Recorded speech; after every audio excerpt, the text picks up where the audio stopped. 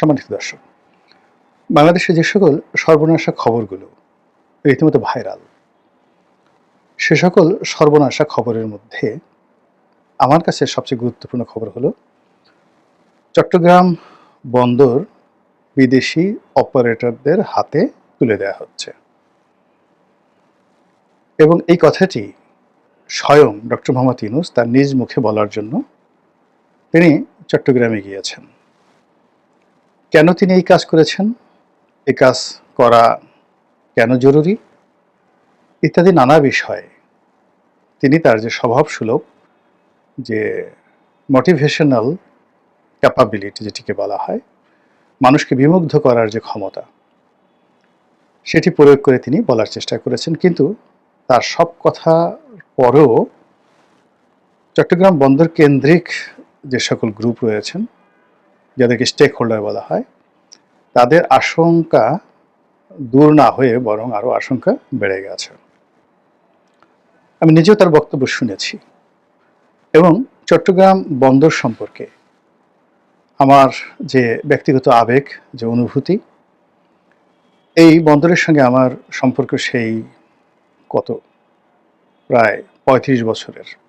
এখনো পর্যন্ত চট্টগ্রাম বন্দরের সঙ্গে ব্যবসা বাণিজ্য আমার রয়েছে।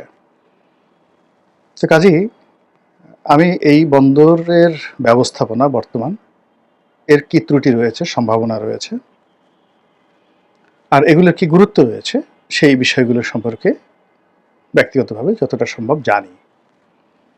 আবার যাদের হাতে দেওয়া হচ্ছে, তো তাদেরকে এবং তাদের মতো আরও অনেক অথরিটির সঙ্গে বিভিন্ন সময় দেখা করার, বৈঠক করার এবং সে সকল বন্দরের সঙ্গে কাজ করার বাস্তব অভিজ্ঞতা আমার রয়েছে, যেহেতু আমার ব্যবসা ফ্রেট ফরওয়ার্ডিং এবং শিপিং এজেন্সি হ্যান্ডেলিং। তো সেই দিক থেকে ডক্টর মোহাম্মদ ইউনূস যেটি বলেছেন সেটি হলো ওনার একটা বাহ্যিক ধারণা থেকে ওনার কাছে মনে হয়েছে যে সিঙ্গাপুর পোর্ট অথরিটি যেটি রয়েছে, যারা সিঙ্গাপুর পোর্টকে ব্যবহার করে এবং সিঙ্গাপুর পোর্ট যারা পরিচালনা করে, যে অথরিটি, তারা সম্ভবত পৃথিবীর সবচেয়ে জ্ঞানী ব্যক্তি এবং তারা বাংলাদেশে এসে বাংলাদেশের চট্টগ্রাম বন্দর তারা যদি হ্যান্ডেল করে, এটি অচিরেই সিঙ্গাপুরের মতো একটি বর্ধনশীল বা একটি সুনামধারী পোর্টে পরিণত হবে। অথবা তিনি মনে করছেন যে দুবাইতে যারা পোর্ট পরিচালনা করছেন কিংবা যারা হংকং পোর্টকে পরিচালনা করছেন, নিঃসন্দেহে তাদের দক্ষতা, অভিজ্ঞতা, ম্যানেজমেন্ট অনেক অনেক সুন্দর। তো তাদেরকে যদি বাংলাদেশের দায়িত্ব দেওয়া হয়, বাংলাদেশের একটা ব্যাপক পরিবর্তন হবে। এই যে তার চিন্তা, এই চিন্তার মধ্যে সরলতা আছে, শিশুসুলভ যাকে বলা হয় সরলতা রয়েছে। কিন্তু বাংলাদেশের পরিবেশ পরিস্থিতি এবং প্রেক্ষাপট যদি আপনি চিন্তা করেন, তাহলে কোনো অবস্থাতেই আপনি সিঙ্গাপুর যারা পরিচালনা করে তারা বাংলাদেশে এসে কিছুই করতে পারবে না।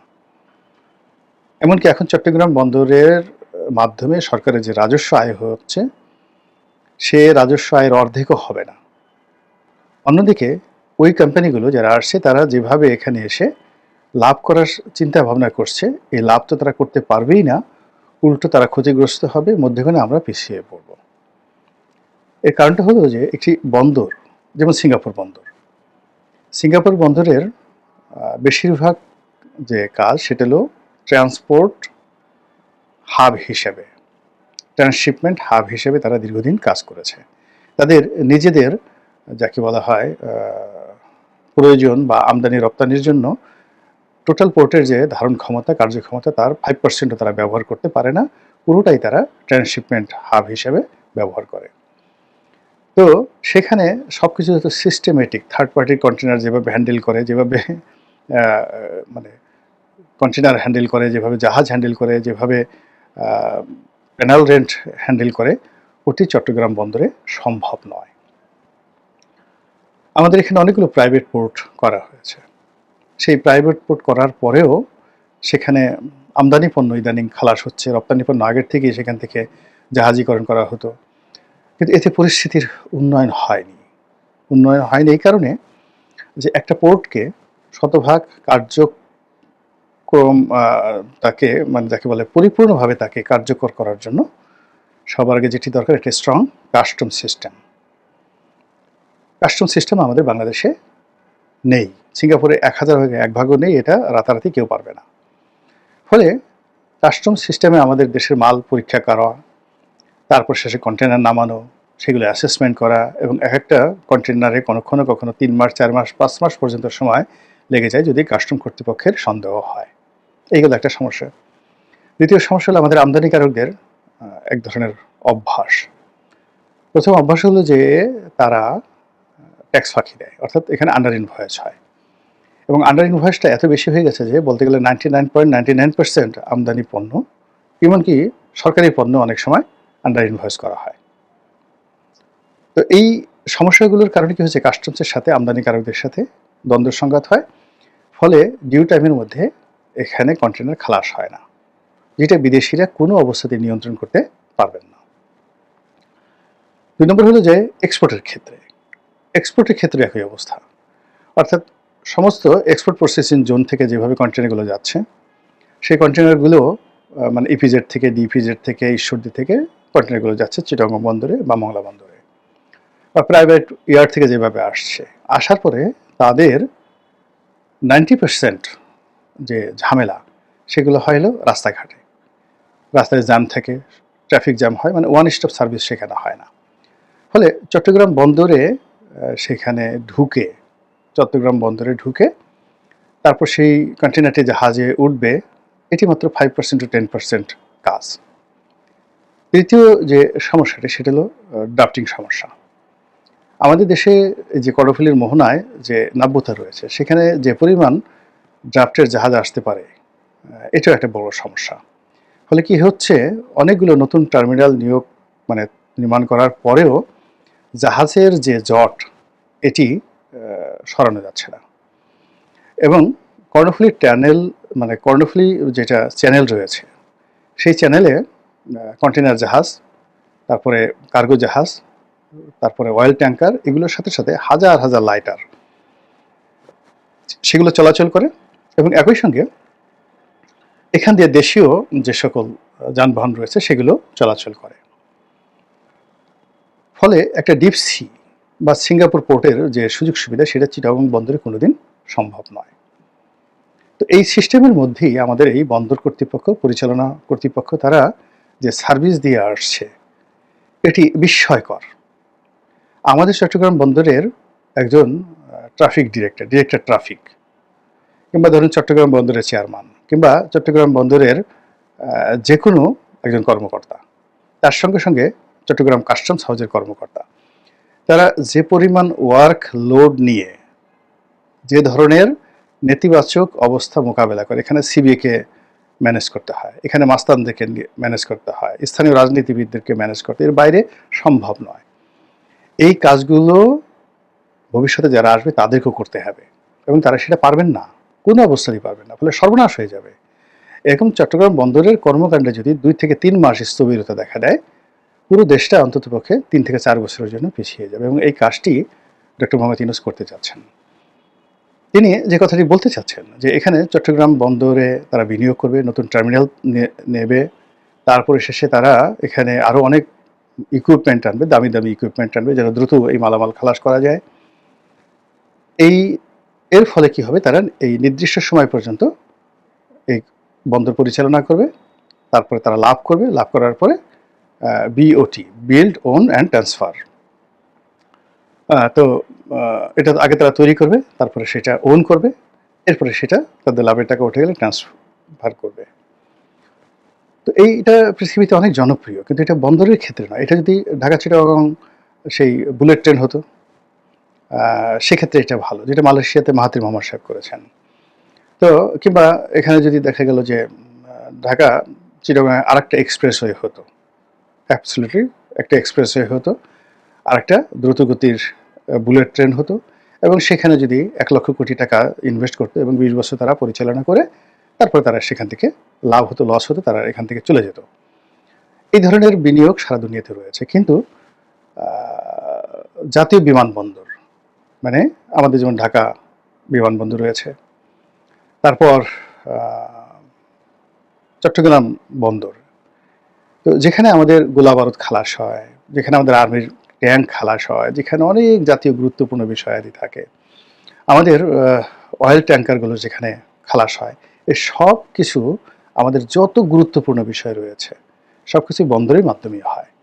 তো সেই জিনিসটি আমরা পরিপূর্ণভাবে বিদেশিদের হাতে তুলে দেয়া যতটা ঝুঁকিপূর্ণ তার চেয়ে কম ঝুঁকিপূর্ণ মূলত বাংলাদেশ ব্র্যান্ডটিকে বিদেশিদের হাতে তুলে দেওয়া, বন্দরের চাইতেও।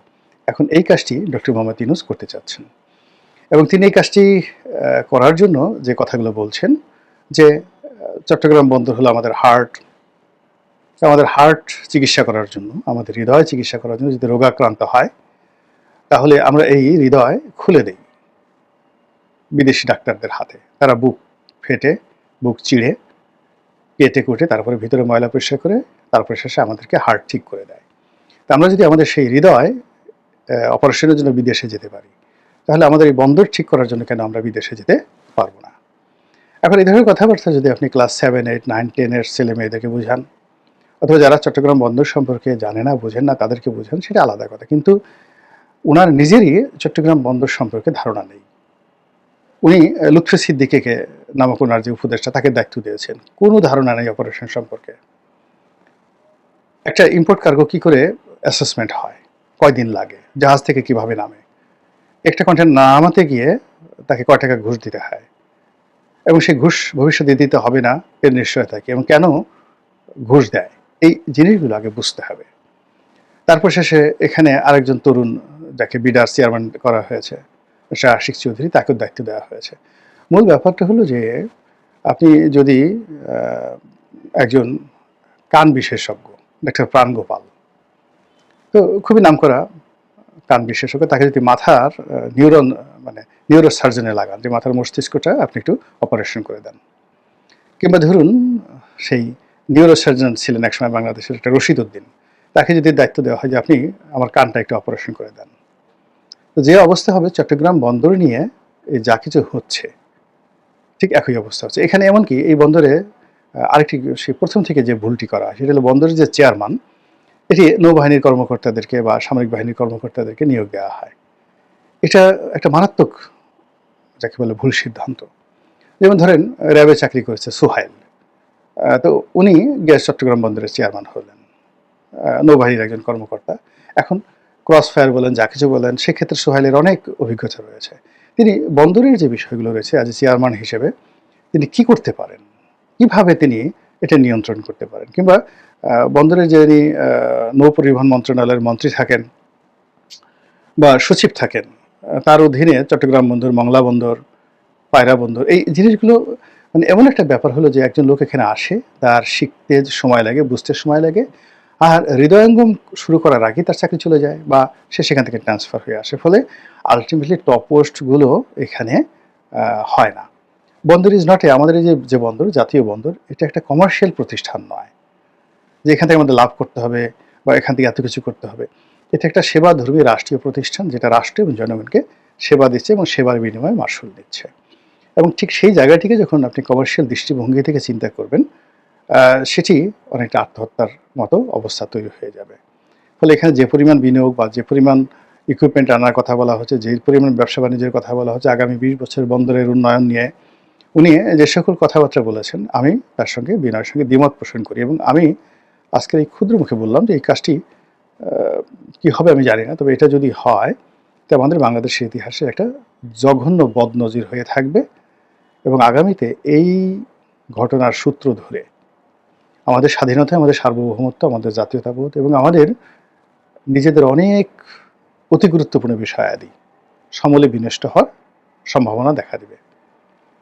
মহান আল্লাহ আমাদের সবাইকে হেদায়েত দান করুন এবং হেফাজত করুন। আসসালামু আলাইকুম ওয়া রাহমাতুল্লাহি ওয়া বারাকাতুহু।